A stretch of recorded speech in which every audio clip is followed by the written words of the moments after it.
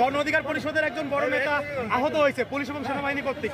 আমরা তাদের একটা সাক্ষাৎকার নেওয়ার জন্য যাচ্ছিলাম যে জিএম কাদের কি বলবে এই মুহূর্তে তার অনুভূতি রাখি, কিন্তু তিনি তার বাহিনী দিয়ে সকল সাংবাদিকদের উপরে আসলে হামলা চালিয়েছে আর গাড়ি দিয়ে আসলে আমাদের সবাইকে মেরে ফেলার মতো অবস্থা। কারণ যেভাবে তিনি সবার উপরে ঝাঁপিয়ে পড়ছে তাতে আমাদের সবাই যারা গণমাধ্যম কর্মী ছিলাম সবাইকে মেরে ফেলানোর মতো একটা অবস্থা।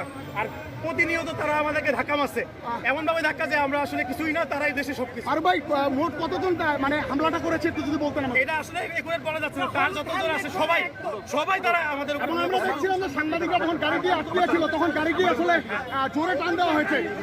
আমি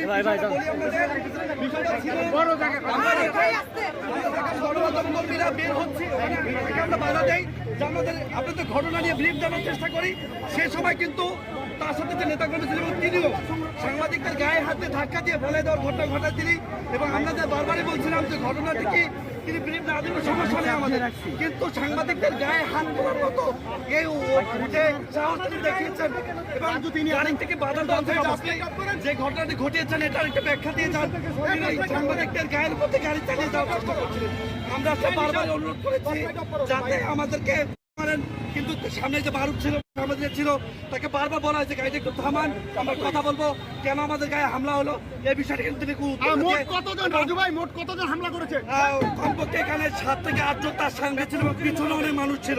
কতজন ছিল এখন আমরা তো ধাক্কা ধাক্কির মধ্যে ছিল। এর জন্য কি তারা কোনো ধরনের ক্ষমা চেয়েছে? আমাদের উপর কি সহযোগিতা করেছে? সাংবাদিক কি এটা কি মানে মহানা কি যে যেখান থেকে ভাবে যে ধরনের সব রাজনৈতিক দল এসে সাংবাদিকের উপর হামলা করবে কেন ভাই? কিছু হলে আমাদের উপর হামলা করবে কেন? দর্শক আমরা দেখতে পাচ্ছি দর্শক একজন সাংবাদিক ভাই কিন্তু তিনি সেন্ট্রাল হয়ে গেছে একজন তাদের কার্যালয়ের সামনে গিয়ে পুলিশ বুট দিয়ে লাথি মারছে এবং তাদেরকে অকথ্য ভাষা গালিগালাজ করে, যেটা আমার চোখের সামনে আমি দেখেছি। তাদের গণ অধিকারের যে অফিসটা তাদের অফিসের গেটে গিয়ে পুলিশ লাথি মেরেছে, বুট দিয়ে লাথি মেরে অকথ্য ভাষা গালিগালাজ করে, এটা আমার চোখের সামনে দেখা। এটা আসলে এই সময় আমার মনে হয় এতটুকু না হলেও হতো, এটা কাম্য না।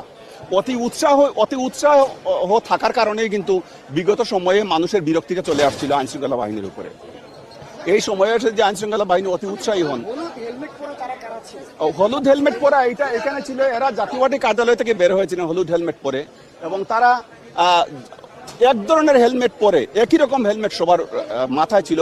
তারা এখান থেকে বের হয়ে এখানে যারা ছিলেন ছাত্ররা তাদের উপর হামলা করেছেন এবং এটা এই জাতীয় পার্টি কার্যালয় থেকেই তারা বেরিয়ে, এটা চোখের সামনের ঘটনা। আমি যা দেখলাম সেটাই আপনাদের বললাম। না, এটা আমি দেখিনি এবং এইটাও দেখলাম যে রাস্তায় পথচারী যাচ্ছে, পুলিশ ধরে তাকে পিটালো, তুমি কেন এখানে।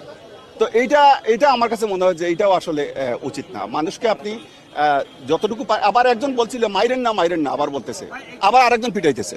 এইটা আমি কারা জানি না, বাট জাতীয় পার্টি কার্যালয় থেকেই এই বাহিনীটা বের হয়েছে হলুদ হেলমেট পরে তারা এদের উপর হামলা করে, যেটা আমাদের চোখের সামনের ঘটনা। আমি যা আপনাদের বললাম একেবারে আমার দেখা ঘটনা। এখন এর মধ্যে এটা হচ্ছে এই যে পুলিশের এইদিকে যখন আক্রমণের একটু আগে কিছুক্ষণ মানে পুলিশ যখন আক্রমণ করলো তার আগ মুহূর্তের ঘটনা। হ্যাঁ, এখান থেকে হেলমেট পরে বের হয়েছে এবং সবার মাথায় একই রকম হেলমেট।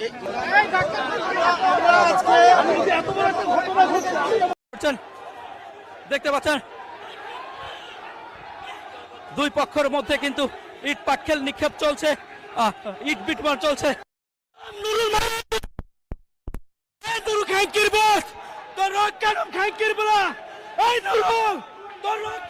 দেখতে পাচ্ছেন জাতীয় পার্টি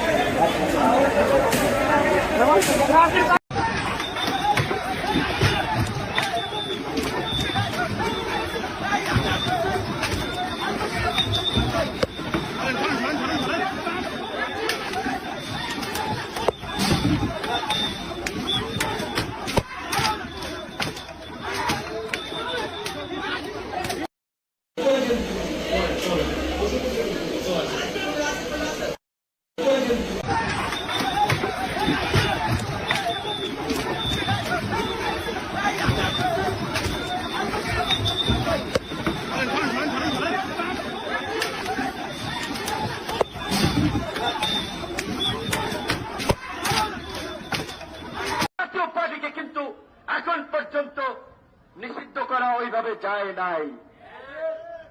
কিছুক্ষণ আগে বন্দুকলা গাড়ি দেখেছেন না, এখান থেকে টহল দিয়ে গেছে। তারা ভেবেছে আপনারা যদি জাতীয় পার্টির কার্যালয়ের দিকে যাত্রা শুরু করেন, সেই জন্য বন্দুকলার একটা টহল দিয়ে গেছে। তাহলে জাতীয় পার্টিকে বন্দুক দিয়ে পাহারা দেওয়া হচ্ছে। জিএম কাদেরের বাসা উত্তরা, এত জায়গায় মব হইল, ওইখানে তো কোনো মব হইল না। তো এই যে যারা মবের পালোয়ান, যারা মব বিভিন্ন জায়গায় ফাটাইলেন, ওইখানে কেন ফাটাইলেন না? আপনার সিলেক্টিভ মব করছেন, ফায়দা নেওয়ার জন্য, ধান্দা নেওয়ার জন্য অনেক জায়গায় মব করা হচ্ছে।